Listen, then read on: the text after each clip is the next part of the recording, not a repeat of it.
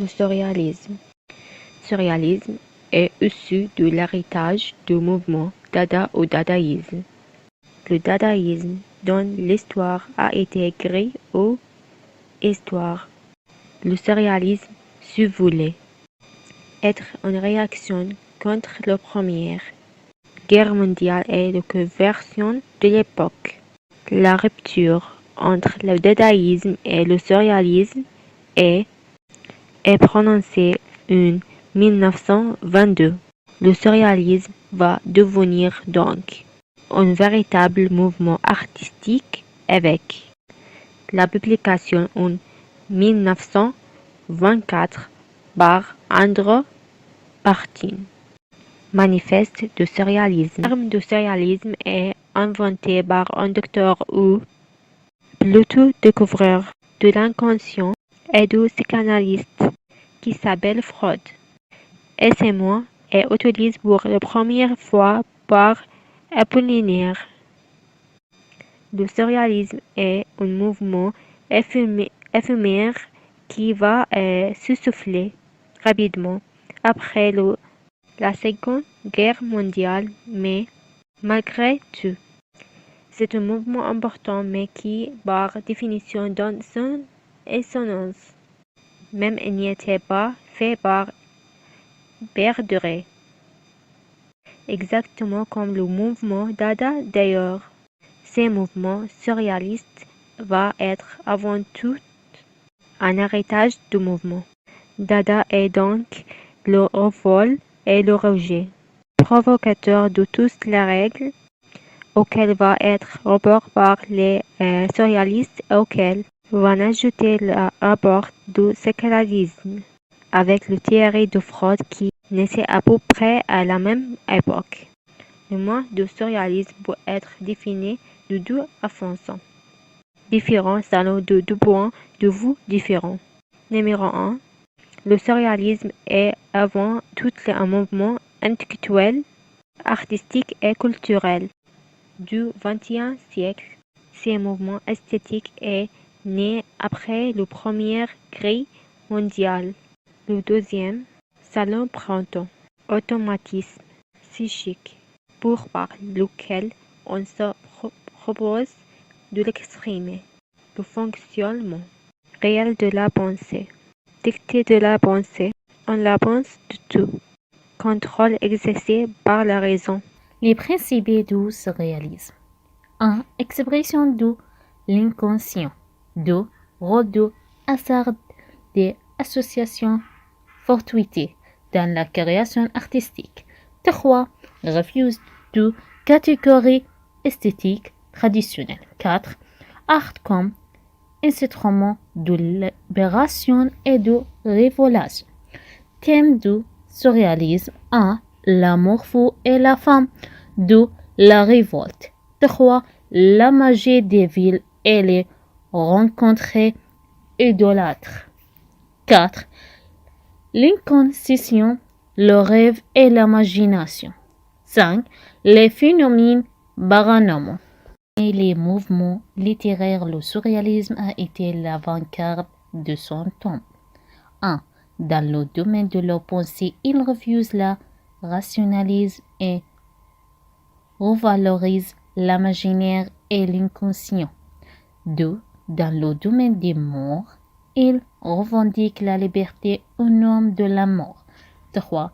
Dans le domaine de la politique, il a longtemps entretenu des liens étroits avec les partis communistes français. Il fustige la vie politique de son temps et a proposé de transformer le monde. Écrivain lié au surréalisme. Ce mouvement regroupe de jeunes poètes André Breton, 1886-1966, Louis Aragon, 1897-1982, Philippe Soupeau, Paul Éluard, 1895-1952, Robert Dunson, 1945, René Crével, Benjamin Béret, Le surréalisme est composé aussi de jeunes peintres comme Marcel Duchamp, Salvador Dali, Max Ernst, Mani Ray, Georges Clicquot, René Magritte et beaucoup d'autres. Ils s'entendent entre eux pour révolutionner l'art, la littérature et la société. Le jeu de construction 1926 Brûle et l'ordre. Recueillir, mourir de ne pas mourir. L'homme s'enfuit, le cheval tombe. La porte ne peut pas s'ouvrir. L'oiseau sautait, creusait sa tombe. Le silence le fait mourir. Un papillon sur une branche attend patiemment lèvres. Son corps et lors la branche penche. La branche s'oublie comme un verre. Pourquoi pleurer la fleur séchée? Et pourquoi pleurer les lilas? Pourquoi pleurer la rose d'ambre? Pourquoi pleurer la ponce tendre? Pourquoi chercher la fleur cachée? C'est long, n'a pas de récompense. Mais bon, ça et ça. En quoi le poème, le jeu de construction de Eylor est l'œuvre d'un surréalisme. Paul Eylor, le plus expressif de ses poèmes, celui en qui le déroulement spontané de l'image se subtil le plus naturellement à la structure logique de la pensée, est probablement Paul Eylor. On ne jugera pas cette petite pièce de verre intitulée Le jeu de construction ou la seule récompense de la poésie simple, notre rien d'autre que la poésie elle-même. Quelle est la forme de ces poèmes? Alors écrit dans son nez, pomme de 14 vers partagés, en deux quatrains et en deux tercets, irréguliers suivis d'un vers. Il donne un éclat spécial à ce vers isolé qui exprime avec apparence sa rivolette. En plus, il utilise des octosyllabes, 8 syllabes. Les quatrains sont descriptifs et le tercet sont méditatifs. Quelle est l'idée du poème? Quel est le message qui est arrivé à nous par Paul Eylor et comment? Le sens général du poème est l'expression d'une tristesse, d'une mission effectuée par le poète, celle de la recherche de la liberté et de ne pas se résigner devant les douleurs de la vie. Tout dans le poème montre l'expression d'un lyrisme qui tente de soulager la peine de l'homme. La poésie peut être, par sa poésie essentielle, celle du jeu de construction en revanche sur les destins, le mort et le blé. Première se trouve, l'homme est prisonnier et aussi de s'enfuir, mais il ne peut pas. Le poète compare entre l'homme et l'oiseau, car il est le simple de la liberté. Les deux cherchent la liberté, mais ils sont emprisonnés. L'oiseau ne chante pas car il est triste. Sa silence signifiait sa mort. morale. Donc, on peut constater que la première vers doit être le contraire.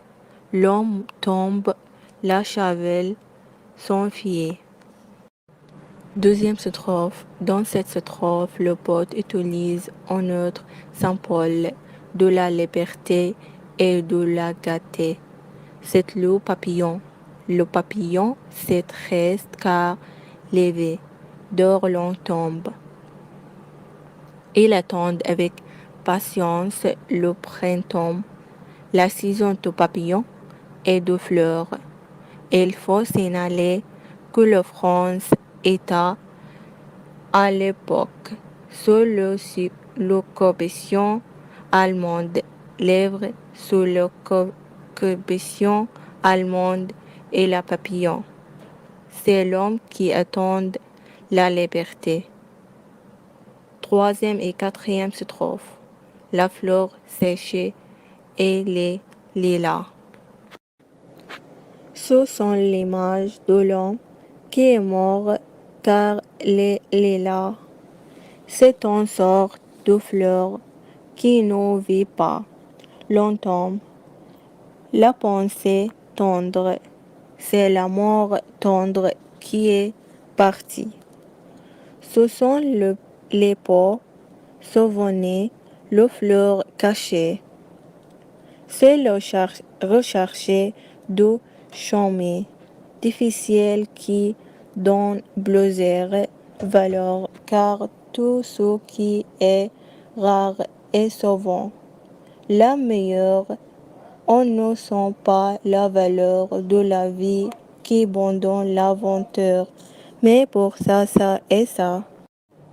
Lorsque l'homme effectue une mission difficile, il goûte les plaisirs de la recherche. C'est le résultat de la patience. La vie n'est pas seulement de fleurs, mais des appiens aussi. Beaucoup de choses dans la vie ne sont pas longtemps. Et cette chose-là inflige l'homme qui est toujours à la merci d'instinct. Donc c'est la vie comme ça, l'homme aussi doit être comme ça. Un être humain plein de volonté, d'insistance et de courage et de patience. Un prof, il faut bien construire le jour.